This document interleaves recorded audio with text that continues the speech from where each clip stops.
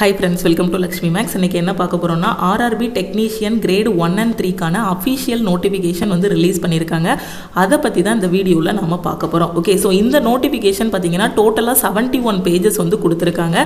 இதை நீங்கள் தெளிவாக பார்த்துட்டீங்கனாலே அப்ளை பண்ணும்போது உங்களுக்கு ரொம்ப ஈஸியாக இருக்கும். யாரெல்லாம் இந்த எக்ஸாமுக்கு அப்ளை பண்ணலாம், எஜுகேஷன் குவாலிஃபிகேஷன் என்ன, எக்ஸாம் பேட்டர்ன் என்ன, எக்ஸ் சர்வீஸ்மென்னா என்னென்ன குவாலிஃபிகேஷன் இருக்கணும், அதே PWBDனா என்னென்ன குவாலிஃபிகேஷன் இருக்கணும், OBC சர்டிஃபிகேட் என்ன ஃபார்மெட்டில் இருக்கணும், உங்களுடைய எல்லாமே இந்த நோட்டிஃபிகேஷனில் கொடுத்துருக்காங்க. இந்த நோட்டிஃபிகேஷனை நம்மளோட டெலகிராம் சேனல் அண்ட் குரூப்பில் உங்களுக்கு நான் ஷேர் பண்ணிடுறேன்.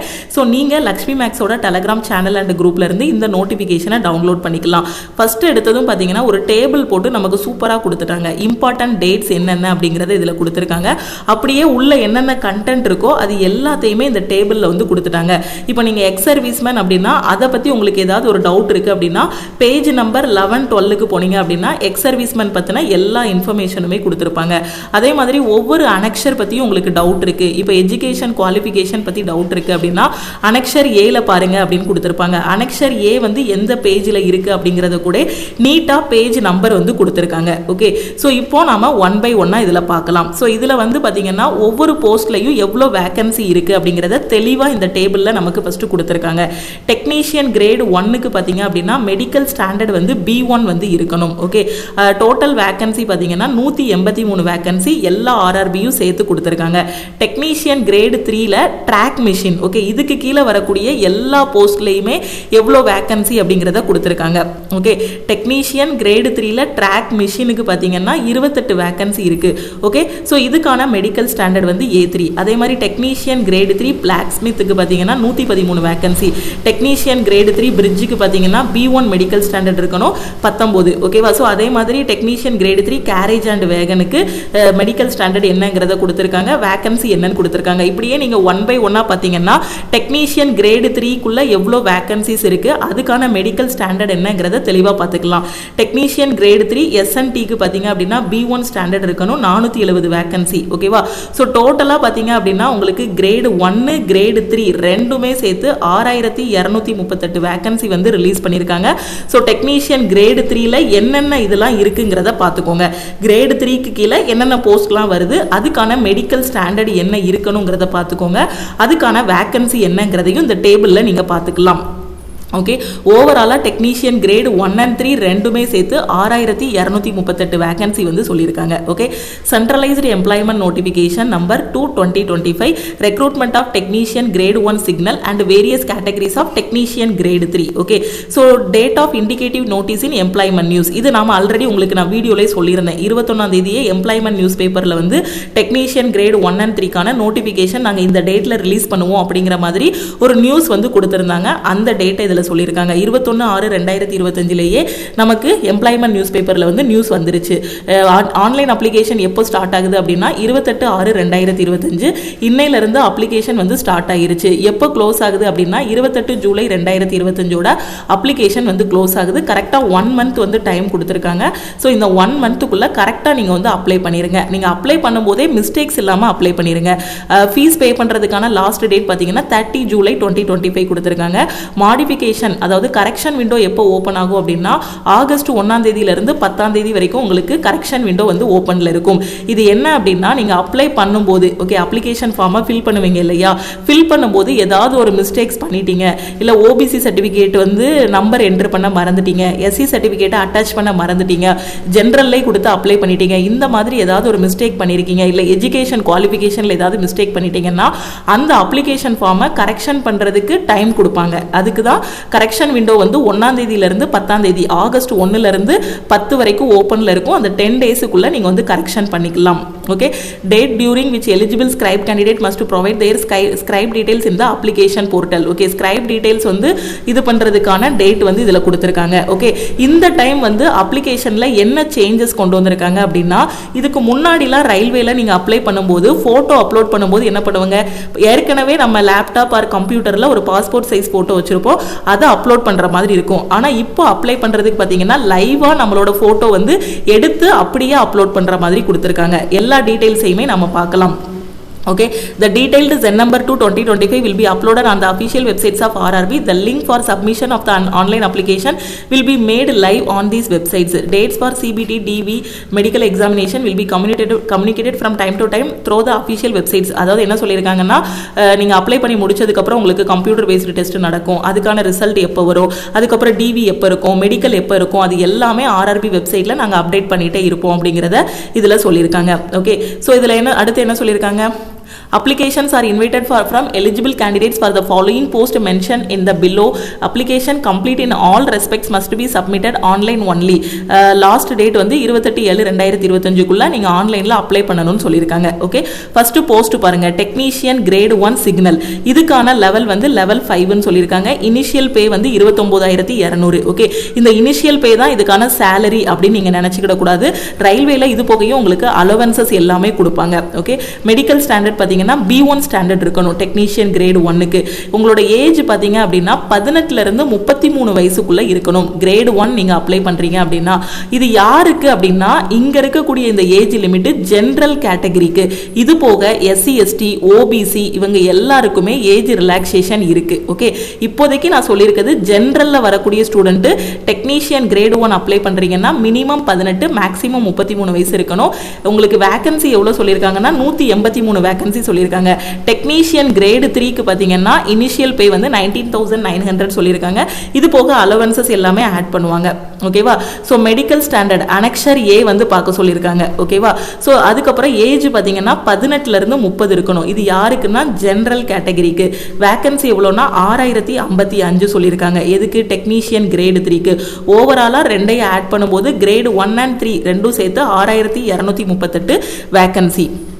ஓகேவா, ஸோ வேகன்சி வைஸ் டிஸ்ட்ரிபியூஷன் வந்து அனெக்சர் பியில் வந்து ரெஃபர் பண்ண சொல்லியிருக்காங்க.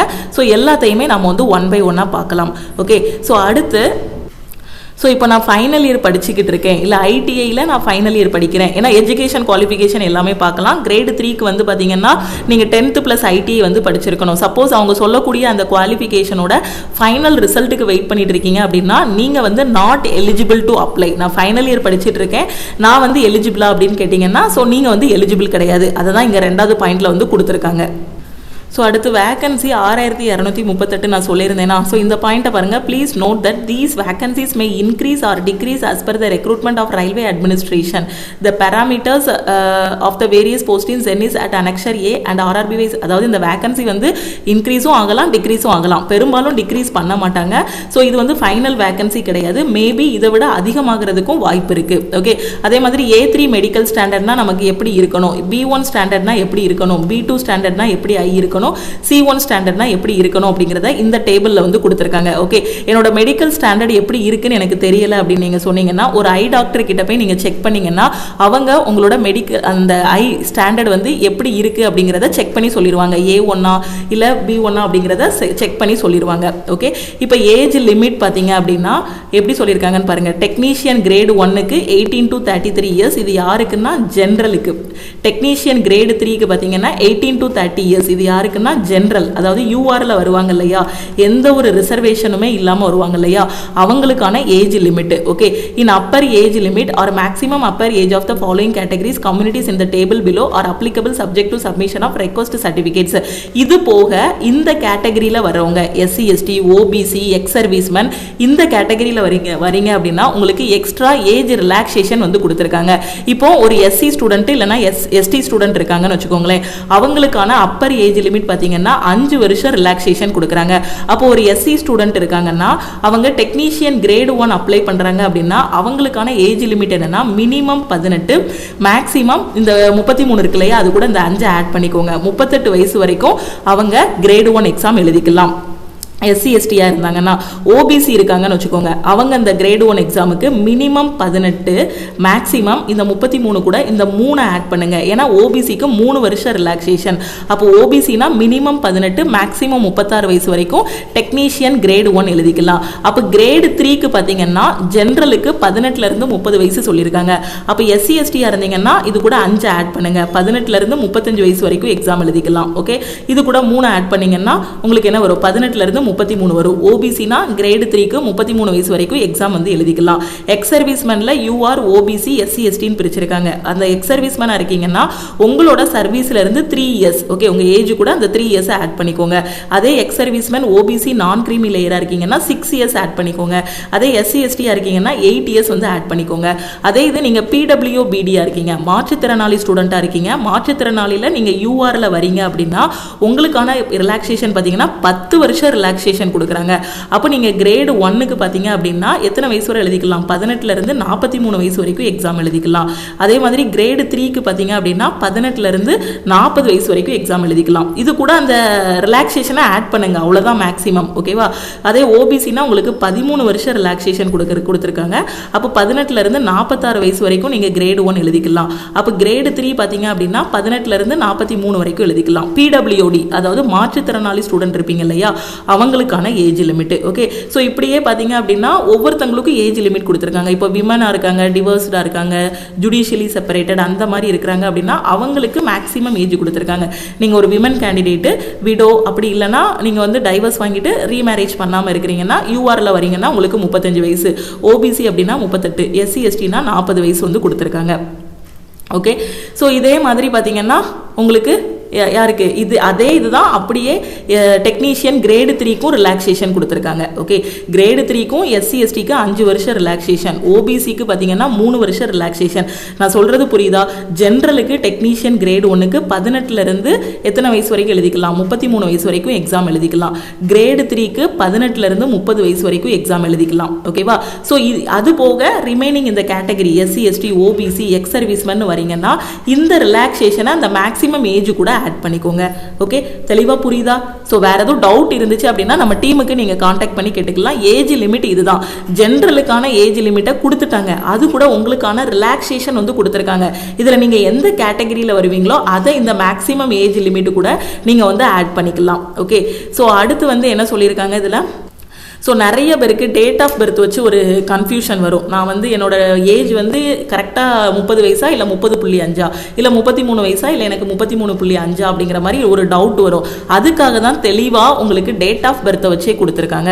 18ல இருந்து 33 வயசுக்குள்ள போஸ்ட், அதாவது டெக்னீஷியன் கிரேடு 1க்கு யூஆருக்கு பார்த்தீங்க அப்படின்னா எப்படி இருக்கணும் அப்படின்னா டேட் ஆஃப் பர்த் வந்து 2/7/1992க்கு ஸோ 2/7/1992க்கு முன்னாடி பிறந்தவங்களா இருக்கக்கூடாது. ஃபார் எக்ஸாம்பிள் ஒரு பர்சனோட ஏஜ் வந்து பார்த்தீங்கன்னா 2/7/1991 இருக்குன்னு வச்சுக்கோங்க, அவங்க யூஆர்ல இருக்காங்க ஓகே. அப்போ அவங்க வந்து என்ன பண்ண முடியாது, எலிஜிபிள் கிடையாது. 92க்கு முன்னாடி பிறந்தவங்க இல்லைன்னா 2/6/1992 இருக்குன்னு வச்சுக்கோங்களேன், இவங்களும் எலிஜிபிள் கிடையாது. இந்த டேட்டுக்கு முன்னாடி பிறந்தவங்க, அந்த டேட்டுக்கு முன்னாடி இருக்கவங்க 1/7ன்னு இருந்தா கூட ரிஜெக்ட் பண்ணிடுவாங்க ஓகேவா. அதுக்கு முன்னாடி பிறந்தவங்களா இருக்கக்கூடாது யூஆர்ல. அதே ஓபிசிக்கு டேட் தெளிவா சொல்லிட்டாங்க பாருங்க, 18ல இருந்து 33னா 2/7/1989க்கு முன்னாடி பிறந்தவங்களா இருக்கக்கூடாது. எஸ்சி எஸ்டியா இருந்தீங்கன்னா உங்களோட டேட் ஆஃப் பர்த் பார்த்தீங்கன்னா 2/7/1987க்கு முன்னாடி பிறந்தவங்க, அதுக்கு முன்னாடி உள்ள டேட் ஆஃப் பர்த்தா இருக்கக்கூடாது. யாருக்குன்னா டெக்னீஷியன் கிரேடு 1க்கு ஓகே. மற்ற எல்லா கேண்டிடேட்டுக்கும் அந்த மினிமம் ஏஜுக்கு பார்த்தீங்கன்னா 1/7/2007க்கு அப்புறமா பிறந்தவங்களா இருக்கக்கூடாது. இப்போ ஒரு ஸ்டூடெண்ட் இருக்காங்க 1/7/2008ல பிறந்திருக்காங்கன்னு வச்சுக்கோங்களேன், இல்லைன்னா 1/8/2008ல பிறந்திருக்காங்கன்னா இவங்களுக்கு இன்னும் 18 வயசு ஆகியிருக்காது. அப்போ அவங்க எலிஜிபிள் கிடையாது ஓகே. புரியுதா? இப்போ கிரேடு 3க்குள்ள வரலாம், மினிமம் 18 மேக்ஸிமம் 30 சொல்லியிருக்காங்களா.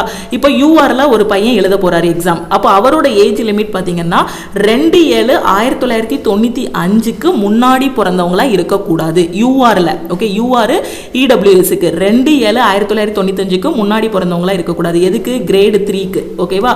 அதே மாதிரி நீங்க ஓபிசியில் வரீங்கன்னா கிரேடு 3க்கு உங்களோட டேட் ஆஃப் பர்த் 2/7/1992க்கு முன்னாடி இருக்கக்கூடாது டேட் ஆஃப் பர்த். இப்போ என்னோட டேட் ஆஃப் பர்த் பார்த்தீங்கன்னா 2/6/1992 இருக்குன்னா நான் எலிஜிபிளான்னு கேட்டிங்கன்னா எலிஜிபிள் கிடையாது. ஒரு மாதம் தானே மேடம் முன்ன பின்ன அப்படின்லாம் இது பண்ணக்கூடாது. அவங்க தெளிவாக சொல்லிட்டாங்க இந்த டேட்டுக்கு முன்னாடி இருக்கக்கூடாது ஓகே. எஸ்சி எஸ்டிக்கு பார்த்தீங்கன்னா 2/7/1990க்கு முன்னாடி உங்களோட டேட் ஆஃப் பர்த் இருக்கக்கூடாது. அந்த லோயர் லிமிட் பார்த்தீங்கன்னா 1/7/2007 இந்த இதுக்கு அப்புறமா பிறந்தவங்களா இருக்கக்கூடாது, அவங்களுக்கு 18 வயசு ஆகியிருக்காது. ஸோ இது தெளிவாக புரிஞ்சிருக்கும்னு நினைக்கிறேன். நீங்கள் அந்த ஏஜ் கால்குலேட் பண்ணுறதுல மிஸ்டேக் பண்ணுறீங்கன்னா உங்களோட டேட் ஆஃப் பர்த் இதில் வருதான்னு பார்த்துக்கோங்க ஓகே, இந்த டேபிள்லையே தெளிவாக சொல்லிட்டாங்க, அவங்களே தெளிவாக சொல்லிட்டாங்க, இந்த டேட் ஆஃப் பர்த்துக்கு முன்னாடி இருக்கக்கூடாது, அதே மாதிரி லோயர் லிமிட்டுங்கிறது இந்த டேட் ஆஃப் பர்த்துக்கு அப்புறமா இருக்கக்கூடாது. புரியுதா?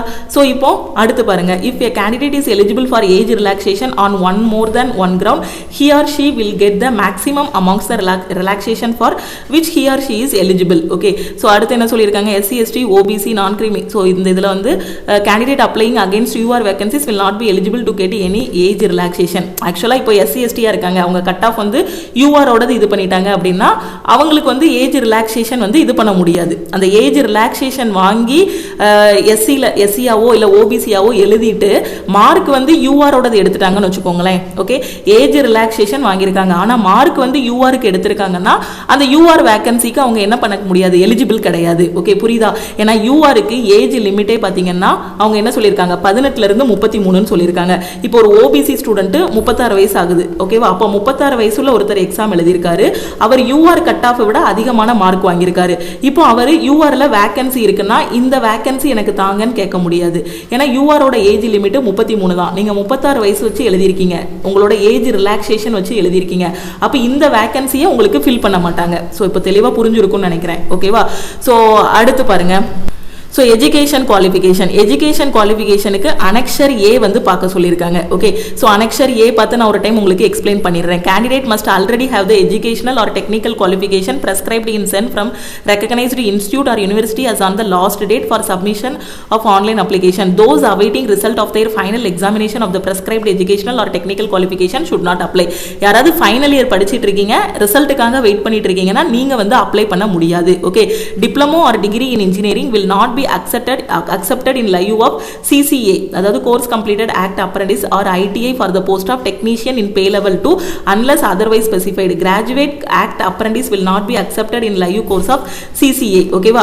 ஸோ இப்போ இந்த டிப்ளமோ இல்லை டிகிரி முடிச்சிருப்பாங்க இல்லையா, ஸோ அவங்க வந்து இந்த CCA போஸ்ட்டுக்கு வந்து எலிஜிபிள் கிடையாது. இப்போ நான் அது எல்லாமே உங்களுக்கு ஒன் பை ஒன்னா எக்ஸ்பிளைன் பண்றேன். ஆக்சுவலாக இங்கே வந்து எக்ஸாமினேஷன் ஃபீஸ் வந்து சொல்லியிருக்காங்க. இதை பார்க்கறதுக்கு முன்னாடி நம்ம எஜுகேஷன் குவாலிஃபிகேஷன் பற்றி அனெக்ஷர் ஏல வந்து பார்த்துட்டு வந்துடலாம். ஸோ இதுதான் அனெக்ஷர் ஏ. இதில் தெளிவாக எஜுகேஷன் குவாலிஃபிகேஷன் வந்து கொடுத்துருக்காங்க. ஸோ இதை நாம் ஃபஸ்ட்டு பார்த்துடலாம். ஓகே, ஸோ ஃபஸ்ட்டு வந்து இதில் என்ன சொல்லியிருக்காங்க, technician grade 1 signal. Okay, department எஸ்என்டின்னு கொடுத்துருக்காங்க, சப் டிபார்ட்மெண்ட் சிக்னல்னு கொடுத்துருக்காங்க, மெடிக்கல் ஸ்டாண்டர்ட் B1 இருக்கணும். Okay, so technician grade 1 apply பண்ணுறதுக்கு உங்களுக்கான குவாலிஃபிகேஷன் பார்த்தீங்கன்னா bachelor of science in physics. ஓகேவா? ஸோ நீங்கள் பிஎஸ்சி ஃபிசிக்ஸ் படிச்சிருக்கலாம். ஓகே, எலக்ட்ரானிக்ஸ் டிபார்ட்மெண்ட், ஏதாவது எலக்ட்ரானிக்ஸ், இப்போ பிஇயில் நான் EEE முடிச்சிருக்கேன், இல்லை பிஇயில் நான் ECE முடிச்சிருக்கேன். ஓகே, ஸோ இந்த மாதிரி எலக்ட்ரானிக்ஸ் டிபார்ட்மெண்ட் ஏதாவது வருது, இல்லை பிஇயில் நான் கம்ப்யூட்டர் சயின்ஸ் படிச்சிருக்கேன், பிஎஸ்சியில் நான் கம்ப்யூட்டர் சயின்ஸ் படிச்சிருக்கேன். ஓகே, ஸோ அந்த சயின்ஸ் ஸ்ட்ரீமா வருது. புரியுதா? அடுத்து பிஎஸ்சி ஐடி படிச்சிருக்கேன், இல்லை பிஇல நான் ஐடி படிச்சிருக்கேன், இன்ஃபர்மேஷன் டெக்னாலஜி படிச்சிருக்கேன். புரியுதா? ஸோ பிஎஸ்சி ஃபிசிக்ஸ், இல்லை BSc computer science, BE computer science, BE IT, இல்லை நீங்கள் இசிஇ படிச்சிருக்கலாம். ஓகே, அதே மாதிரி instrumentation from a recognised university. Okay, instrumentation படிச்சிருக்கலாம். அதுக்கப்புறம் பாருங்க, BSc in a combination of any substream of basic stream of physics, electronics, computer science, information technology, instrumentation. Okay, நீங்க instrumentation படிச்சாலும் நீங்க வந்து என்னது எலிஜிபிள் தான். ஓகே, இஎன்ஐ படிச்சிருந்தாலுமே நீங்க வந்து என்னது எலிஜிபிள் தான். ஓகே, ஸோ அடுத்து 3 இயர்ஸ் டிப்ளமோ இன் இன்ஜினியரிங். அப்படி இல்லைனா, புரியுதா நான் என்ன சொல்லியிருக்கேன்னு புரியுதா? சயின்ஸ் ஸ்ட்ரீம்ல நீங்க படிச்சிருக்கணும். அதாவது பிஇ கம்ப்யூட்டர் சயின்ஸ், எலக்ட்ரானிக்ஸ், அதே மாதிரி இன்ஸ்ட்ருமெண்டேஷன், பிஎஸ்சிலையும் அதே மாதிரி ஐடி, கம்ப்யூட்டர் சயின்ஸ், இந்த மாதிரி படிச்சிருக்க ஸ்டூடெண்ட்ஸ் எல்லாருமே eligible. 3 years diploma in engineering in the above basic streams or in combination of any of the basic streams, degree in engineering in the above basic stream or in combination of any of the above basic stream. மேல கொடுத்திருக்காங்க இல்லையா, அதுல நீங்க diploma படிச்சிருக்கலாம். இப்போ ஒரு student இருக்காங்க, ஒருத்தங்க BE computer science படிச்சிருக்காங்க, இவங்க எலிஜிபிளா அப்படின்னு கேட்டீங்கன்னா டெக்னீஷியன் கிரேட் 1க்கு எலிஜிபிள். இன்னொரு ஸ்டூடெண்ட் இருக்காங்க, டிப்ளமோல கம்ப்யூட்டர் சயின்ஸ் படிச்சிருக்காங்க. ஓகே, அவங்க எலிஜிபிளான்னு கேட்டீங்கன்னா அவங்களும் எலிஜிபிள் தான். நீங்க இன்ஜினியரிங்கும் படிச்சிருக்கலாம், அதுல அவங்க சொல்லியிருக்க ஸ்ட்ரீம்ல டிப்ளமோவும் படிச்சிருக்கலாம். ஸோ என்னென்ன சொல்லியிருக்காங்கன்னு பாருங்க, electronics, computer science, information and technology, IT, instrumentation. ஓகேவா? ஸோ இதில் வரக்கூடியது எந்த டிகிரினாலும் இந்த இதில் வரக்கூடியது. ஓகே, புரியுதா?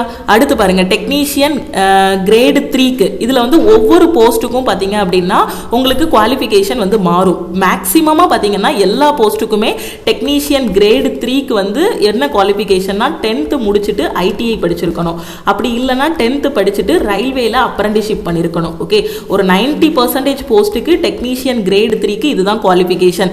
சிக்னல் அப்படிங்கிற போஸ்ட்டுக்கு மட்டும்தான் 12ஆம் கிளாஸ் படிச்சிருக்கணும். அந்த 12ஆம் கிளாஸில் பார்த்தீங்க அப்படின்னா நீங்கள் ஃபிசிக்ஸு, கெமிஸ்ட்ரி, மேக்ஸ்லாம் வரும் இல்லையா, maths computer science, maths biology, so இந்த சப்ஜெக்ட் வர மாதிரி நீங்கள் படிச்சிருக்கணும். ஓகே, இப்போ நான் 1 by 1 எக்ஸ்பிளைன் பண்ணுறேன். இப்போ technician grade 3 track machine. Okay, so இதில் வந்து பார்த்தீங்கன்னா நீங்கள் மெட்ரிகுலேஷன், அதாவது 10th படிச்சிருக்கணும், 10th முடிச்சுட்டு ஐடிஐயும் படிச்சிருக்கணும்.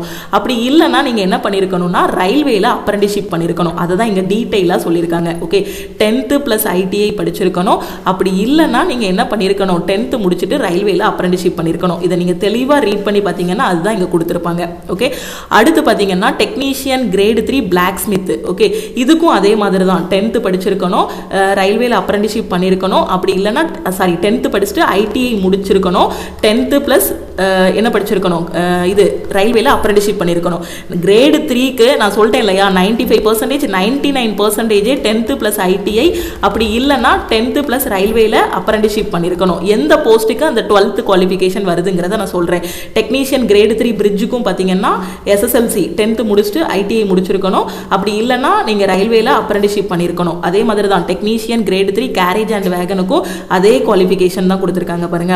டெக்னீஷியன் கிரேடு 3 டீசல், இந்த மாதிரி வரக்கூடிய எல்லா போஸ்ட்டுக்கும் டெக்னீஷியன் கிரேடு 3 டீசல், மெக்கானிக்கல்லையும் பாருங்க 10th + ஐடிஐ, அப்படி இல்லைன்னா என்ன பண்ணியிருக்கணும், ரயில்வேல அப்ரண்டிஷிப். ஓகே, அதே மாதிரி technician grade 3 electrical 10th + ITI இல்லைன்னா அப்ரண்டிஷிப் பண்ணியிருக்கணும். அதே மாதிரி டெக்னீஷியன் கிரேடு 3 எலக்ட்ரிக்கல், இதுக்கும் அதே தான். நீங்கள் குவாலிஃபிகேஷன் பார்த்தீங்கன்னா அதிலே தெளிவாக சொல்லியிருப்பாங்க. 10ஆம் கிளாஸ் முடிச்சுட்டு ஐடிஐ, அப்படி இல்லைன்னா 10ஆம் கிளாஸ் முடிச்சுட்டு ரயில்வேல அப்ரண்டிஷிப் பண்ணியிருக்கணும்.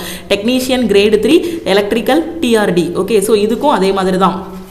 ஓகே, அதே மாதிரி டெக்னீஷியன் கிரேடு 3 இஎம்யூ கொடுத்துருக்காங்களா, ஸோ அதுக்கும் குவாலிஃபிகேஷன் அதே மாதிரி தான். ஓகே, அதே மாதிரி டெக்னீஷியன் கிரேடு 3 ஃபிட்டர், இதுவும் பார்த்தீங்கன்னா அந்த 10th + ஐடிஐ, 10th + என்ன பண்ணியிருக்கணும், ரயில்வேல அப்ரண்டிஷிப் பண்ணியிருக்கணும். ஓகே, ஸோ அடுத்து பாருங்கள் டெக்னீஷியன் கிரேடு 3 எலக்ட்ரிக்கல், இதுக்கும் நல்லா செக் பண்ணி பாருங்கள், அதே மாதிரி தான் கொடுத்துருக்காங்க. Technician grade 3 riveter. Okay, so bridge, இதுக்கும் அதே குவாலிஃபிகேஷன் தான். இங்கே வாங்க, technician grade 3 SNT. Okay, department பாருங்கள், signal and telecommunication, SNT department, sub department signal, இதுக்கு குவாலிஃபிகேஷன் பாருங்க. இது வரைக்கும் வந்து எல்லா போஸ்ட்டுக்குமே டெக்னீஷியன் கிரேடு 3க்கு 10th + ஐடிஐ, அப்படி இல்லைன்னா 10th முடிச்சுட்டு ரயில்வேல அப்ரண்டிஷிப் பண்ணியிருக்கணும். ஓகே, இந்த ஒரு போஸ்ட்டுக்கு மட்டும் நீங்கள் கொஞ்சம் நல்லா பாருங்க. Matriculation or SSLC + ITI certificate from recognised institution of NCVT, SCVT இந்த trades of electronics, mechanics, electrician, wireman or. Okay, so இதில் என்ன சொல்லியிருக்காங்க, 10th முடிச்சுட்டு ஐடிஐ, ஓகே 10th + ஐடிஐ படிச்சிருக்கணும். அப்படி இல்லை 10th + ரயில்வேல அப்ரண்டிஷிப் பண்ணியிருக்கணும், 10th + சிசிஏ ரயில்வேல அப்ரண்டிஷிப் பண்ணியிருக்கணும். அப்படி இல்லைன்னா 10th +2 படிச்சிருக்கணும், 10th +2 with physics and maths வந்து எடுத்திருக்கணும். ஓகே, இப்போ நீங்கள் +2ல பார்த்தீங்க அப்படின்னா ஒவ்வொரு டிபார்ட்மெண்ட் இருக்கும். அக்கௌண்டன்சி குரூப் இருக்கும், அதே மாதிரி commerce, maths biology, maths computer science, science group மட்டும், பியூர் சயின்ஸ் குரூப் மட்டும் இருந்திருக்கும். இந்த சயின்ஸ் குரூப் ஸ்டூடெண்ட் பார்த்தீங்கன்னா ஃபிசிக்ஸ் படிச்சிருப்பாங்க, கெமிஸ்ட்ரி படிச்சிருப்பாங்க, பயாலஜி படிச்சிருப்பாங்க. ஆனால் அவங்களுக்கு என்ன இருக்காது, மேக்ஸ் இருக்காது. பயாலஜியில் அவங்க பாட்னி, சுவாலஜின்னு தனியாக படிப்பாங்க, இவங்களுக்கு மேக்ஸ் இருக்காது. அதே இது நீங்கள் மேக்ஸ் கம்ப்யூட்டர் சயின்ஸோ அப்படி இல்லைன்னா மேக்ஸ் பயாலஜியோ எடுத்து படிச்சிருந்தீங்கன்னு வச்சுக்கோங்க, 12th உங்களுக்கு என்ன பேப்பர்லாம் இருந்திருக்கும், மேக்ஸும் ஃபிசிக்ஸும் இருந்திருக்கும். 12ஆம் கிளாஸில் மேக்ஸும் ஃபிசிக்ஸும் படிச்சிருக்கீங்க. நீங்கள் 12ஆம் கிளாஸ் முடிச்சிருந்தாலும் டெக்னீஷியன் கிரேடு 3ல இந்த போஸ்ட்டுக்கு நீங்கள் அப்ளை பண்ணலாம். இந்த எஸ்என்டி போஸ்ட்டுக்கு வந்து நீங்கள் அப்ளை பண்ணலாம். 12ஆம் கிளாஸில் பார்த்தீங்கன்னா நீங்கள் என்ன படிச்சிருக்கணும், மேக்ஸும் ஃபிசிக்ஸும் வர மாதிரி படிச்சிருக்கணும். அதுக்கு தான் நான் என்ன சொன்னேன், என்ன குரூப் எடுத்திருக்கணும், மேக்ஸ் கம்ப்யூட்டர் சயின்ஸு இல்லைனா மேக்ஸ் பயாலஜி எடுத்து படிச்சிருந்தீங்கன்னா நீங்கள் இந்த எஸ்என்டி போஸ்ட்டுக்கு எலிஜிபிள். மீதி எல்லா போஸ்ட்டுக்கும் பார்த்தீங்கன்னா 10th + ஐடிஐ தான் குவாலிஃபிகேஷன். இந்த எஸ்என்டி போஸ்ட்டுக்கும் 10th + ஐடிஐ இல்லைனா 10th முடிச்சுட்டு ரயில்வேல அப்ரண்டிஷிப், அப்படி இல்லைன்னா 12ஆம் கிளாஸில் மேக்ஸும் ஃபிசிக்ஸும் படிச்சிருந்தீங்க அப்படின்னா டெக்னீஷியன் கிரேடு 3ல இந்த எஸ்என்டி போஸ்ட்டுக்கு நீங்கள் அப்ளை பண்ணலாம். ஓகே, இந்த ஒரு போஸ்ட்டுக்கு மட்டும் நீங்கள் என்ன பண்ணிக்கலாம், 12th 10+2 கொடுத்துருக்காங்க பாருங்கள் இந்த இடத்துல 10+2 with physics and maths. Okay, தெளிவாக புரிஞ்சிருச்சா? அதே மாதிரி மற்ற எல்லாத்தையும் நீங்கள் செக் பண்ணி பார்த்தீங்கன்னா மீதி எல்லாத்துக்குமே 10th + ITI ரயில்வேல அப்ரெண்டிஸ்ஷிப் பண்ணியிருக்கணும், அந்த மாதிரி தான் கொடுத்துருப்பாங்க. ஓகே, இப்போ ஓவராலாக உங்களுக்கு புரிஞ்சிருக்கும்னு நினைக்கிறேன் எல்லா போஸ்ட்டுக்குமே என்ன குவாலிஃபிகேஷன். ஓகே, ஸோ எல்லா போஸ்ட்டுக்குமே பார்த்தீங்க அப்படின்னா டெக்னீஷியன் கிரேடு 3ல குவாலிஃபிகேஷன் என்ன அப்படின்னா கிரேடு 3க்கான குவாலிஃபிகேஷன் 10ஆம் கிளாஸ் முடிச்சுட்டு ITI படிச்சிருக்கணும். அப்படி இல்லைன்னா 10ஆம் கிளாஸ் முடிச்சுட்டு ரயில்வேல அப்ரெண்டிஸ்ஷிப் பண்ணியிருக்கணும். ஓகே, ஸோ இதில் ரெண்டில் ஏதாவது ஒன்று இருந்தாலும் கிரேடு 3க்கு நீங்கள் அப்ளை பண்ணலாம். ஒரே ஒரு போஸ்ட்டு SNT போஸ்ட் இருக்குது. இதுக்கு மட்டும் பார்த்தீங்க அப்படின்னா இந்த 2 குவாலிஃபிகேஷன் உங்ககிட்ட இல்லைனாலும் 12ஆம் கிளாஸில் ஃபிசிக்ஸும் மேக்ஸும் வர மாதிரி படிச்சிருந்தீங்கன்னா அந்த SNT போஸ்ட்டுக்கு நீங்கள் வந்து அப்ளை பண்ணலாம். ஓகே, தெளிவாக புரிஞ்சிருச்சா? இப்போ குவாலிஃபிகேஷன் பற்றி எந்த கன்ஃபியூஷனும் இருக்காதுன்னு நினைக்கிறேன். அடுத்து செலெக்ஷன் ப்ராசஸ் பற்றி நம்ம பார்க்க போகிறோம். ஏஜ் லிமிட் பார்த்துட்டோம், எஜுகேஷன் குவாலிஃபிகேஷன் பார்த்துட்டோம். இப்போ selection process. Candidate should apply only through online mode. ஆன்லைனில் தான் நீங்கள் வந்து அப்ளை பண்ணணும். எந்த ஜோனில் அப்ளை பண்ணுறீங்களோ அந்த வெப்சைட்டில் நீங்கள் இப்போ சென்னை ஜோன் அப்படின்னா RRB சென்னை வெப்சைட்டில் போய் அப்ளை பண்ணுங்கள். பெங்களூரு அப்படின்னா பெங்களூரு இதில் போய் நீங்கள் வந்து அப்ளை பண்ணணும். Candidates can apply to only 1 RRB for a pay level and only 1 common online application in order of preference for any or all the notified post in that pay level for which the candidate is eligible and interested to apply should be submitted by a candidate in pay level. The selection of RRB once exercised shall be final. Application to more than one RRB for the same pay level by a candidate will lead to rejection of all the application for the pay level. ஒருத்தர் ஒரு ஜோனுக்கு தான் apply பண்ண முடியும். நான் வந்து Chennai ஜோன்லயும் apply பண்றேன், RRB Bengaluru ஜோன்லயும் போய் அப்ளை பண்றேன் அப்படின்னா உங்களோட அப்ளிகேஷன் வந்து என்ன பண்ணிடுவாங்க, ரிஜெக்ட் பண்ணிடுவாங்க. ஒரு ஸ்டூடெண்ட் ஒரு ஜோனுக்கு மட்டும் தான் நீங்க அப்ளை பண்ணணும். ஓகே, இதோட செலெக்ஷன் ப்ராசஸ் பாத்தீங்கன்னா ஃபர்ஸ்ட் வந்து உங்களுக்கு ஒரு கம்ப்யூட்டர் பேஸ்டு டெஸ்ட் வந்து இருக்கும். அதுக்கப்புறம் உங்களுக்கு DV அண்ட் மெடிக்கல் இருக்கும். ஒரே ஒரு சிங்கிள் எக்ஸாம் தான். அந்த எக்ஸாம்ல நீங்க அந்த கட் ஆஃபை கிளியர் பண்ணிட்டீங்க அப்படின்னா டைரக்டா டாக்குமெண்ட் வெரிஃபிகேஷனும் மெடிக்கலும் இருக்கும். அதுக்கப்புறம் உங்களுக்கு போஸ்டிங் வந்து போட்டுருவாங்க. ஓகே, அடுத்து பாருங்க கம்ப்யூட்டர் பேஸ்டு டெஸ்ட். அப்போ அந்த ரிட்டன் எக்ஸாமுக்கு சிலபஸ் என்ன மேம் இருக்கும், அதுக்கு நான் எப்படி படிக்கணும் அப்படிங்கிறதுக்கு இப்போ நான் எக்ஸ்பிளைன் பண்றேன். ஓகே, கம்ப்யூட்டர் பேஸ்டு டெஸ்ட் பார்த்தீங்க அப்படின்னா உங்களுக்கு 1.5 மணி நேரம் டைம் கொடுத்துருப்பாங்க. எவ்வளோ கொஸ்டின் அப்படின்னு பார்த்தீங்கன்னா 100 கொஸ்டின் வந்து கேட்டிருப்பாங்க. Okay, pattern and syllabus for technician grade 1க்கு சொல்லியிருக்காங்க. கிரேட் 1க்கும் 100 மார்க்குக்கு தான் எக்ஸாம் எழுதுவீங்க. கிரேட் 3க்கும் 100 மார்க்குக்கு தான் எக்ஸாம் எழுதுவீங்க. 1.5 மணி நேரம் டைம் கொடுப்பாங்க. நெகட்டிவ் மார்க் இருக்கு. நெகட்டிவ் மார்க் பார்த்தீங்கன்னா 1/3 வந்து நெகட்டிவ் மார்க். ஓகே, ஃபர்ஸ்ட் நான் கிரேட் 1க்கு உங்களுக்கு எக்ஸ்பிளைன் பண்ணிடுறேன். 100 மார்க்குக்கு எக்ஸாம் நடக்கும். 1.5 மணி நேரம் டைம். ஆன்லைனில் தான் எக்ஸாம் எழுதுவீங்க. ஒரு கொஸ்டின் தப்பாக போட்டிங்கன்னா 1/3 வந்து உங்களுக்கு நெகட்டிவ் மார்க். ஓகே, ஸோ இப்போ நிறைய பேர் அப்ளை பண்ணுவாங்க இல்லையா, அதனால மல்டிபிள் ஷிஃப்ட்டில் வந்து இது வந்து நடக்கும். ஓகே, நிறைய ஸ்டூடெண்ட் வந்து அப்ளை பண்ணுவாங்க. ஸோ இது வந்து ஒவ்வொரு கேட்டகரிக்கும் ஒரு குவாலிஃபையிங் மார்க் மாதிரி கொடுத்துருக்காங்க. இது நமக்கு முக்கியம் கிடையாது. நாம வந்து கட் ஆஃபை விட அதிகமான மார்க் வந்து எடுக்கணும். ஓகே, ஸோ இதில் வந்து பார்த்தீங்கன்னா ஜென்ரல் அவேர்னஸ் என்னென்ன சப்ஜெக்ட்லாம் வரும் அப்படின்னு பார்த்தீங்கன்னா general awareness, reasoning, computer, maths, basic science and engineering. இது எல்லாமே எதுக்குன்னா கிரேட் 1க்கு. ஓகே, இதோட எக்ஸாம் பேட்டர்ன் வந்து கீழே கொடுத்துருப்பாங்க. கிரேட் 1ஓட எக்ஸாம் பேட்டர்ன் பார்த்தீங்கன்னா ஜென்ரல் அவேர்னஸில் 10 கொஸ்டின் கேட்பாங்க. ஓகே, ஒவ்வொரு கொஸ்டினுக்கும் 1 மார்க்கு. ஸோ 10 மார்க்குக்கு எக்ஸாம். ரீசனிங்கில் 15 கொஸ்டின், கம்ப்யூட்டரில் 20 கொஸ்டின், மேக்ஸில் 20 கொஸ்டின், பேசிக் சயின்ஸ் அண்ட் இன்ஜினியரிங்கில் 35 கொஸ்டின். ஓகே, டோட்டலாக பார்த்தீங்கன்னா 100 கொஸ்டின் 100 மார்க்குக்கு எக்ஸாம் வந்து நடக்கும். ஓகே, இது ஒன்றுக்கும் என்னென்ன சிலபஸ் அப்படிங்கிறத சொல்லியிருக்காங்க. இந்த சிலபஸ் எல்லாமே உங்களுக்கு நம்ம ஆல் இன் ஒன் கோர்ஸில் வந்து கவர் பண்ணிட்டோம். அதே மாதிரி டெக்னீஷியன் கிரேட் 1 and 3க்கான நியூ பேட்சும் நம்ம வந்து ஸ்டார்ட் பண்ணியிருக்கோம். ஓகே, எங்கே படிக்கணும் எப்படி படிக்கணும்னு தெரியாத ஸ்டூடெண்ட் அதில் நீங்கள் படிச்சுக்கலாம். ஓகே, இப்போ இந்த எக்ஸாம் பேட்டர்னை நல்லா பாருங்க. இதில் ஜென்ரல் அவேர்னஸில் 10 கொஸ்டின் தான் கேட்குறாங்க. ஜென்ரல் அவேர்னஸோட சிலபஸ் எடுத்துக்கிட்டிங்கன்னா history, polity, geography, economy, current அஃபேர்னு இந்த மாதிரி போய்கிட்டே இருக்கும். ஸோ இப்போதைக்கு இந்த ஜென்ரல் அவேர்னஸை நம்ம விட்டுறலாம். மீதி இருக்க எல்லா சப்ஜெக்டையும் பாருங்களேன். ரீசனிங் நல்லா போட்டிங்க அப்படின்னா 15 கொஸ்டின், கம்ப்யூட்டர் வந்து பார்த்தீங்கன்னா நல்லா அட்டன் பண்ணிங்கன்னா 20 கொஸ்டின், மேக்ஸில் 20 கொஸ்டின், இதில் பேசிக் சயின்ஸ் அண்ட் இன்ஜினியரிங் எல்லாம் சேர்த்து 35, எல்லாத்தையும் ஆட் பண்ணும்போது 90 மார்க் வந்துடுது. இதுலையே 90 மார்க் வந்துடுது. அப்போ ஃபஸ்ட்டு நீங்கள் என்ன பண்ணணும், இந்த 4 சப்ஜெக்டையும் நல்லா தரோவாக படிக்கணும். ஓகே, இந்த 4 சப்ஜெக்ட்டுக்கும் ஃபஸ்ட்டு ப்ரிஃபரன்ஸ் கொடுக்கணும். ஜென்ரல் அவேர்னஸில் கரண்ட் அஃபேருக்கு நல்லா ப்ரிஃபரன்ஸ் கொடுத்தீங்க அப்படின்னா ஸ்மார்ட்டாகவே நீங்கள் எக்ஸாம் வந்து படிச்சிடலாம். ஃபஸ்ட்டு எடுத்ததும் நீங்கள் ஜென்ரல் அவேர்னஸ் படிக்க வேண்டாம். ஏன்னா இது ஒரு பெரிய கடல். இங்கே நமக்கு இதுக்கான இதுவும் பார்த்தீங்கன்னா 10 மார்க் தான். ஓகேவா, அதனால ஃபஸ்ட்டு எடுத்ததும் ஜென்ரல் அவேர்னஸ் படிக்க வேண்டாம். இந்த சப்ஜெக்ட் எல்லாமே தரோ பண்ணிட்டு அதுக்கப்புறமா ஜென்ரல் அவேர்னஸில் கரண்ட் அஃபேர் படிங்க. ஓகே, ஸோ இந்த இந்த மாதிரி தான் பிளான் பண்ணி உங்களுக்கு நம்ம கொடுத்துருப்போம். ஸோ இதுக்கான சிலபஸ்ன்னு பார்த்தீங்க அப்படின்னா ஜென்ரல் அவேர்னஸ்க்கு நான் சொன்ன மாதிரி history, polity, geography, economy, current அஃபேர்னு எல்லாமே உள்ள வந்துடும். ரீசனிங் எடுத்தீங்கன்னா analogy, alphabetical number series, Venn diagram, syllogism, jumbling அந்த மாதிரி வரும். கம்ப்யூட்டர் பார்த்தீங்கன்னா பேசிக் கம்ப்யூட்டர், வேர்டு, நெட்வொர்க்கு இந்த மாதிரி தான் வரும். Windows, Unix, Linux, MS office. So இந்த கம்ப்யூட்டர் வைரஸ், வெப் ப்ரௌசர் இந்த மாதிரி வர்றது கம்ப்யூட்டரோட சிலபஸ். மேக்ஸ்ன்னு எடுத்துக்கிட்டிங்கன்னா மற்ற எல்லா மேக்ஸை விட இது கொஞ்சம் வித்தியாசமாக வரும். என்னென்ன வரும்னா சிம்பிளிஃபிகேஷன், போர்டு மாஸ் ரூல் வச்சு, குவாட்ரட்டிக் ஈக்குவேஷன் வரும், arithmetic progression, similar triangle, Pythagoras தேற்றம், coordinated geometry, trigonometrical ratios, height and distance. So அதுக்கப்புறம் வால்யூம். இது வால்யூம் எல்லாம் எங்கே வந்துடும் அப்படின்னு பார்த்தீங்கன்னா சர்ஃபேஸ் ஏரியா அண்ட் வால்யூம் வந்து மென்சுரேஷன் டாபிக் உள்ள வந்துடும். அது போக நம்ம 12th படித்த இந்த sets, empty set, finite, infinite set, equal set, subset, இது எல்லாமே இந்த 12th உள்ள சிலபஸ் வரும்.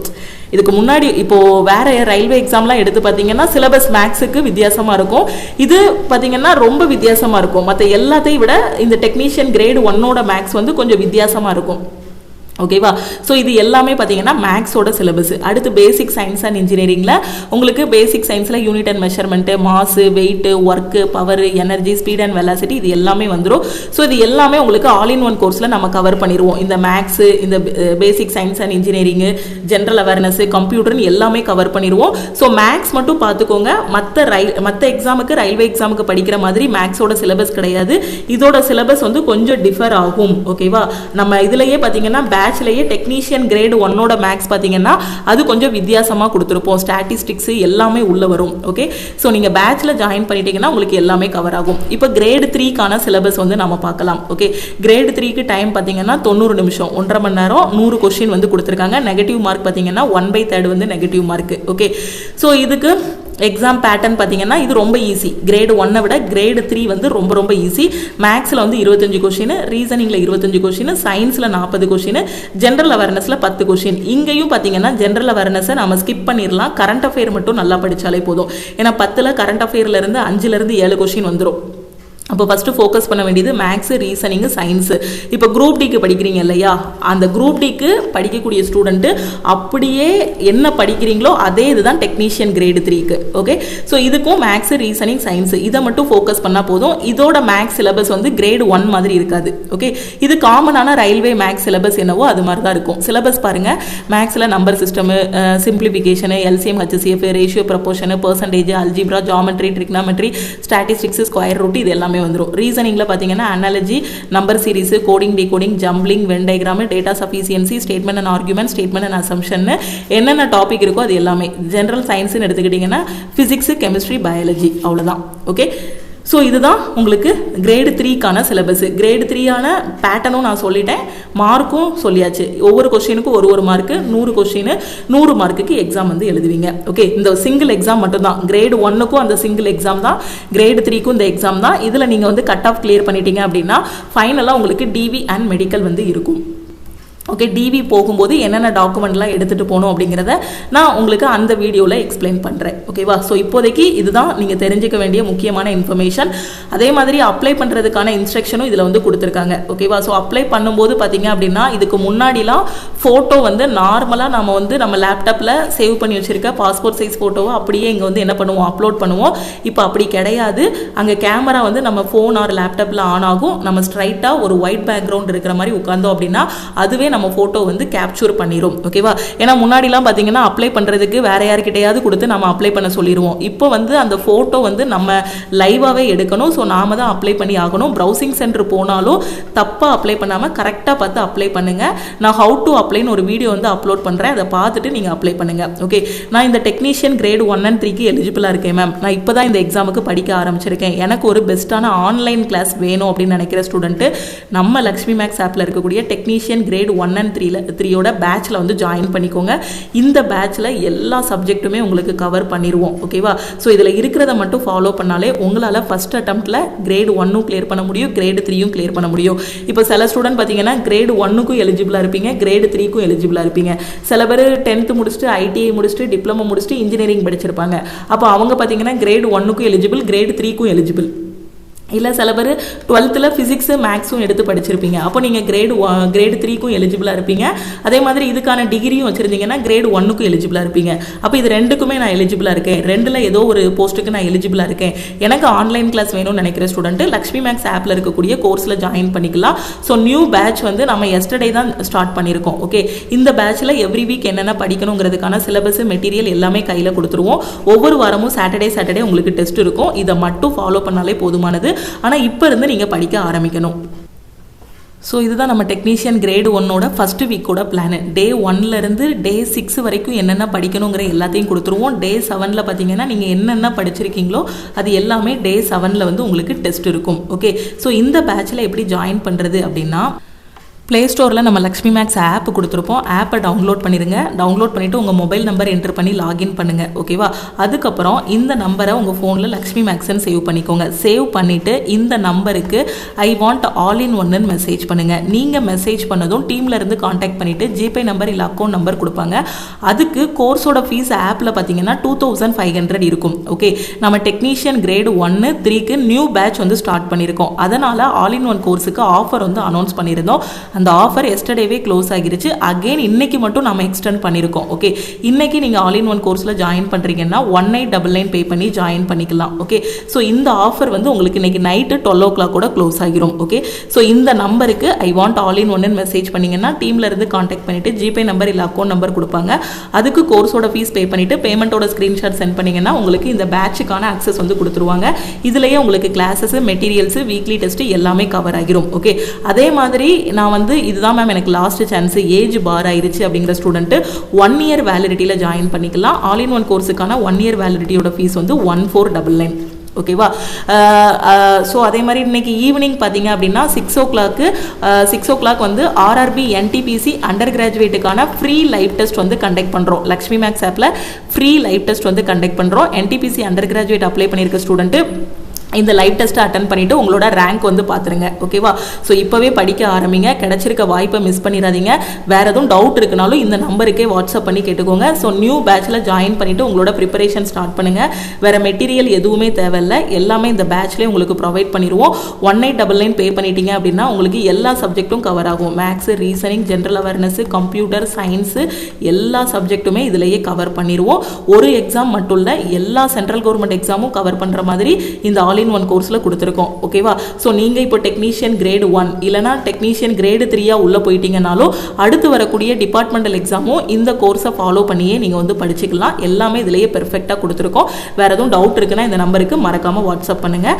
அப்ளை பண்ணும்போது எதுவும் டவுட் இருந்தாலும் இந்த நம்பருக்கே வாட்ஸ்அப் பண்ணி கேட்டுக்கோங்க. ஓகே, ஹவு டு அப்ளைன்னு நான் ஒரு வீடியோ வந்து அப்லோட் பண்ணுறேன். அதை பார்த்துட்டு அதுக்கப்புறமா நீங்கள் வந்து அப்ளை பண்ணுங்கள். அதே மாதிரி அப்ளை பண்ணும்போது ஃபோட்டோ வந்து லைவாக ஃபோட்டோ எடுக்கிற மாதிரி இருக்கும் நீங்கள். ஓகே, ஸோ நம்ம டெலகிராம் சேனலில் இன்னும் ஜாயின் பண்ணலன்னா டெலகிராம் குரூப் அண்ட் சேனல்லையும் ஜாயின் பண்ணிக்கோங்க. இன்ஸ்டாகிராம்லையும் லக்ஷ்மி மேக்ஸை ஃபாலோ பண்ணிக்கோங்க. தேங்க்யூ.